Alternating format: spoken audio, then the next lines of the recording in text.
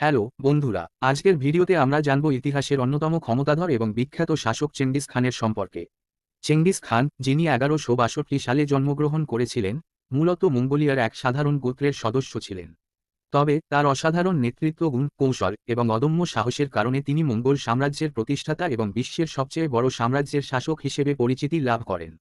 তার আসল নাম ছিল তেমুজিন, কিন্তু তিনি চেঙ্গিস খান উপাধি গ্রহণ করেন, যার অর্থ সার্বজনীন শাসক।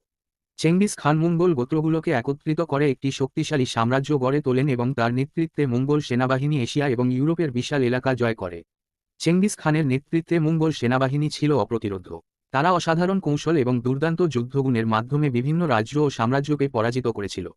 তবে তার শাসনামলে প্রচুর নৃশংসতা এবং ধ্বংসযজ্ঞও সংঘটিত হয়েছিল, যা আজও ইতিহাসের অন্যতম আলোচিত এবং বিতর্কিত বিষয়। তবে চেঙ্গিস খান কেবলমাত্র একজন যোদ্ধা ছিলেন না, তিনি একটি উন্নত প্রশাসনিক ব্যবস্থা এবং যোগাযোগের নেটওয়ার্ক